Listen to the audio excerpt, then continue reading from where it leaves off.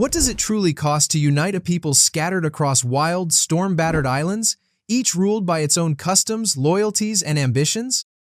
Few empires form without bloodshed, but the creation of the Hawaiian Kingdom was a saga so fierce and cunning that it has been told and retold for generations, wrapped not just in palm fronds and ocean spray, but in prophecy, betrayal, and savage conflict.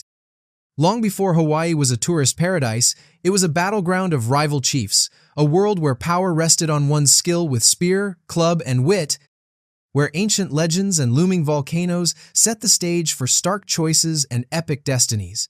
In such a land, the hope for unity must have seemed a distant dream, if not utter folly. Yet Kamehameha, later known as the Great, emerged from darkness quite literally to make this dream a reality, carving a kingdom out of chaos through a combination of brutal battle, strategic genius, and sometimes heart-wrenching betrayal. Our story begins not with a march of armies, but with an omen blazing across the midnight sky, the passing of Halley's Comet in 1758. Islanders whispered that a child born beneath these celestial fires would shake the world. Whether prophecy made the man or man fulfilled the prophecy, Kamehameha's birth was wrapped in fear and awe. Leaders sensed in him a dangerous destiny, a potential threat so real that the newborn was spirited away into hiding, hunted before he could even walk. Imagine the terror his family must have felt. To keep an infant alive required secrecy, strength, and desperate loyalty. Kamehameha's childhood was forged not in courts or palaces, but in exile, shadow, and struggle. He survived attempts on his life, grew strong in the hidden valleys and steep forests of the islands, learning from warriors and elders who recognized something fierce in the boy's spirit. Each hardship became fuel, every wound a lesson. By the time he emerged from hiding, Kamehameha was a young man whose presence was both feared and respected. Such a crucible did not merely shape a leader, it created one determined to seize his destiny, whatever the cost. But destiny in Hawaii was always written in more than blood. It ran through genealogies as intricate as woven mats, through alliances and rivalries handed down over centuries. Kamehameha bore the privilege and the burden of being born into the powerful royal lines of Hawaii Island. His uncle, Kalaniʻōpuʻu, was the ruling chief, offering Kamehameha early taste of both authority and suspicion.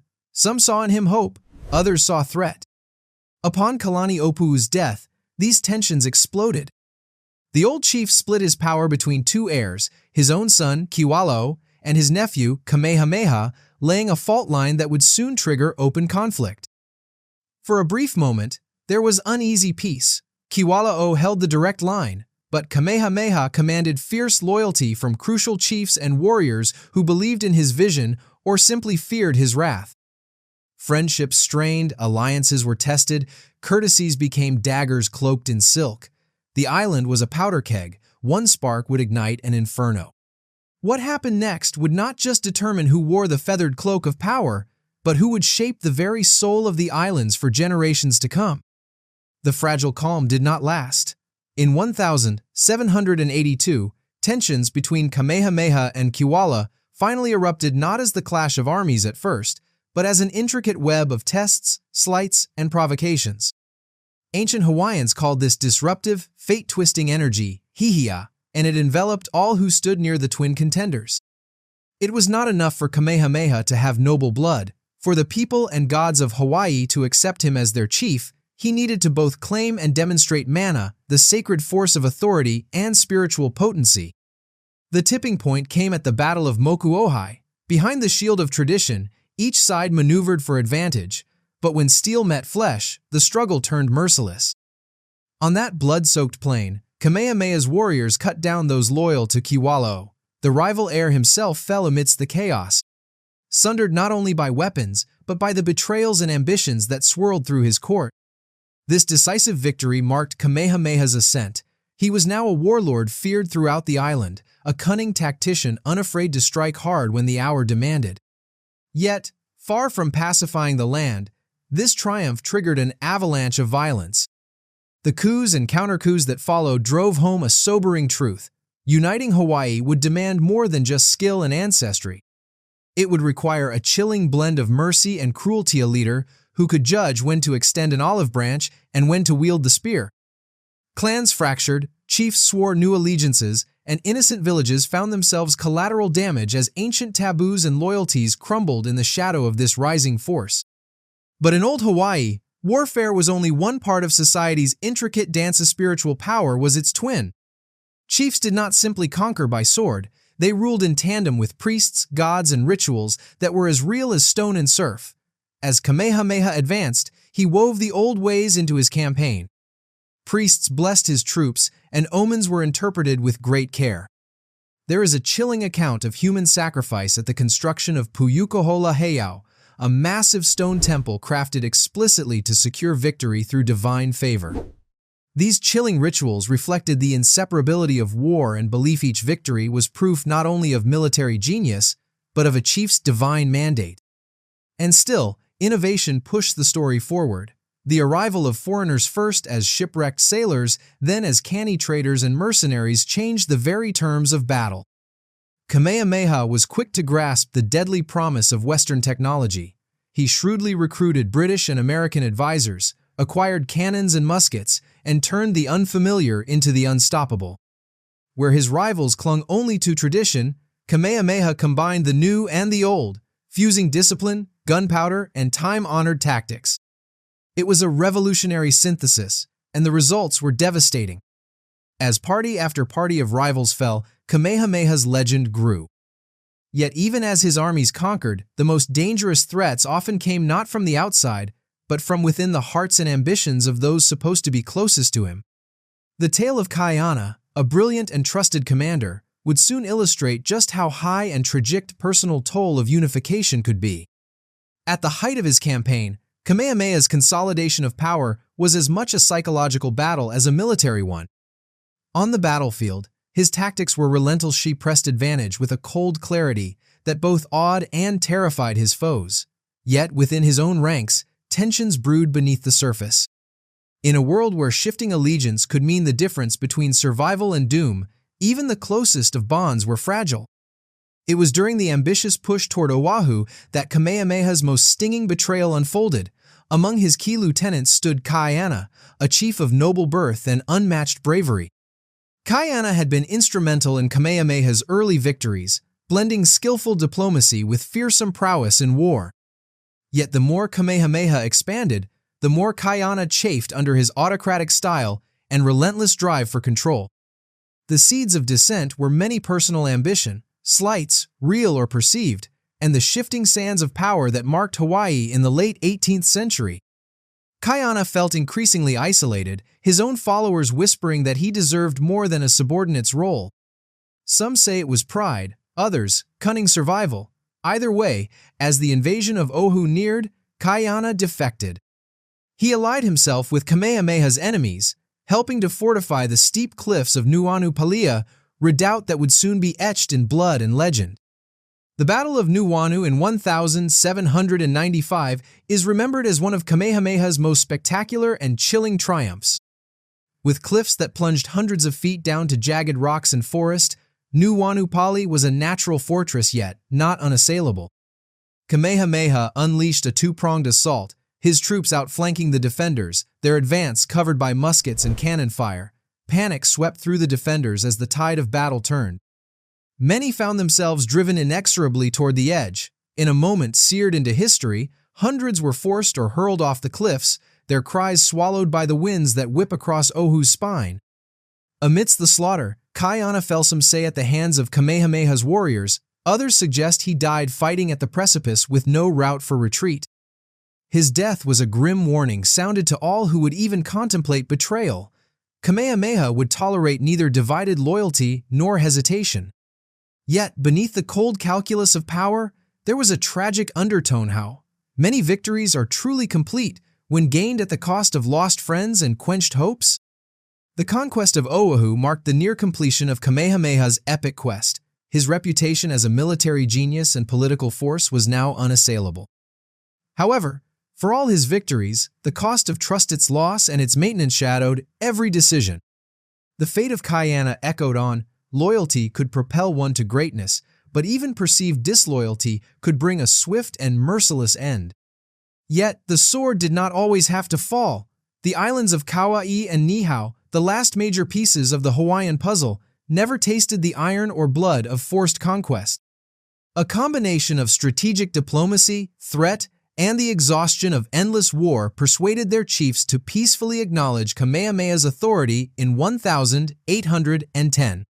Thus, armed with both unyielding resolve and, at times, uncharacteristic restraint, Kamehameha achieved what many before him had thought impossible: a single, unified Hawaiian kingdom. Victory on the battlefield was only one half of Kamehameha's legacy. What followed was in some ways even more remarkable. The task of ruling a kingdom forged through fire and fear demanded vision, discipline, and the wisdom to reshape power without plunging the islands back into endless turmoil. Kamehameha understood this keenly. Guided by pragmatism as much as ambition, he set about transforming conquest into governance, brutality into order, and dozens of feuding polities into a single national identity. He did not rule alone from a remote palace, but through a carefully balanced system. Kamehameha appointed trusted chiefs as governor sali over each island, distributing responsibility while never relinquishing ultimate authority. This allowed for continuity. Centuries, old customs persisted, yet they were now woven into a larger framework beneath the new monarchy. The delicate act of blending old and new required steady hands, sharp eyes, and sometimes iron resolve. The essence of his statecraft can perhaps best be seen in Kamehameha's famous law, Mamalahoe Kanawai, often called the Law of the Splintered Paddle. Legend has it that, long before seizing full power, Kamehameha had pursued two fishermen who'd trespassed unwittingly on forbidden ground. When they turned on him in desperation and struck with a wooden paddle, splintering it, Kamehameha spared their lives. Years later, as king, he enacted this memory into law: let every elderly person, woman, and child lie by the roadside in safety. It was a profound edict tone that proclaimed, in the language of justice and compassion, that even during war and upheaval, the innocent must be shielded. This did not make Kamehameha a gentle monarch. He remained formidable, his government tightly controlling trade, resources, and the powerful ali'i class. Yet, where other conquerors might have ruled by fear alone, Kamehameha recognized the importance of legitimacy and stability. He actively fostered trade, especially with foreign merchants drawn to the burgeoning sandalwood trade, bringing both prosperity and danger in the form of new diseases and unprecedented change. The king's court became a crossroads: Hawaiian tradition, Western technology and ideas, and a swirling tide of ambition and anxiety. In these twilight years of his reign, Kamehameha weathered not just threats from within, but also from the outside. Rival European empires circled the Pacific, their gunships and missionaries a constant growing presence. Kamehameha maneuvered carefully, welcoming knowledge, weapons, and alliance, but hedging against domination. Hawaii never became a Spanish or British outpost during his lifetime, in large part because of his shrewd diplomacy and calculated openness. His death in 1819 left a kingdom that was outwardly unified and, for a time, relatively stable. Yet beneath the surface, the old tensions between tradition and change, loyalty and ambition, order and chaos would never fully fade. Kamehameha's name endures, not just in bronze statues or festivals on modern Hawaii, but in the very lesson of his life, that unity, peace, and nationhood rarely come freely. They demand sacrifice, strategy, and unblinking acknowledgement of both light and darkness within the human spirit. Looking back from our vantage point today, the story of Kamehameha is more than a chronicle of violence or political calculations. His journey embodies questions that challenge any society striving for unity amidst difference and discord. For the people of Hawaii and for those far beyond, the legacy he forged is written in more than the boundaries he drew on a map. It echoes through centuries as a reminder that greatness is rarely a matter of mere strength or intelligence alone, but of navigating the tangled web of trust, betrayal, and courage. After his passing, Kamehameha's laws and the kingdom itself stood as both shield and mirror. The impressive reach of his authority protected Hawaiians from immediate foreign rule and fostered a degree of internal peace that allowed for communal prosperity, at least for a time. His Mamalahoe Kanawai, the law of the splintered paddle, became a symbol for social justice in the islands. Rulers who followed, both his direct heirs and later constitutional governments, invoked the principle that even the most vulnerable deserved protection under the rule of law. Yet, the seeds of modernity sown in his reign also held dangers he could not have entirely foreseen. Trade brought wealth, but also dependency and disease forces that would eventually undermine the old ways. Within a generation, vast changes swept across Hawaii. Christianity, capitalism, and colonial ambitions all found footholds, sometimes welcomed by local elites, sometimes bitterly opposed. Still, the heroic myths and the harsh truths of Kamehameha's journey gave subsequent generations a touchstone. His rise against impossibly fragmented odds became a tapestry into which Hawaiians and their admirers have continually woven new meanings, resilience, vision, and the complicated costs of power. It has inspired books, songs, and national holidays, and the statues of Kamehameha in Honolulu and Washington, D.C. quietly stand watch, silent yet eloquent testimonies to his enduring impact. Globally, the narrative of unifying a patchwork land through a mix of force and foresight places Kamehameha among a rare class of world-makers. Like Qin Shi Huang stitching together warring states of ancient China or Napoleon shaping fractured France into an empire, his actions were as much about wielding violence as about taming it. In the end, the parallels serve less to flatten local complexities than to invite us to reflect: what is the price of unity? Is it paid only in blood and broken trust, or also in the creation of something larger in identity, a destiny, a future? The story of Kamehameha is thus ultimately an invitation. Its shadows and glories continue to haunt questions of leadership, nationhood, and moral compromise faced by every society that longs for wholeness. As we ponder the fated battlefields and the enduring values that emerged from them, perhaps the most enduring lesson is this: that building a people's home is always a journey through darkness as well as light, demanding choices that are as savage as they are visionary. The echoes of Kamehameha's era are not confined to the past. They resound in today's debates around leadership, self-determination, and the responsibilities that bind rulers to the ruled. The dream of unity, still aspired to and never easily secured, is a challenge and an opportunity, one that, like Halley's Comet streaking the skies, appears again and again for each new generation to try to grasp.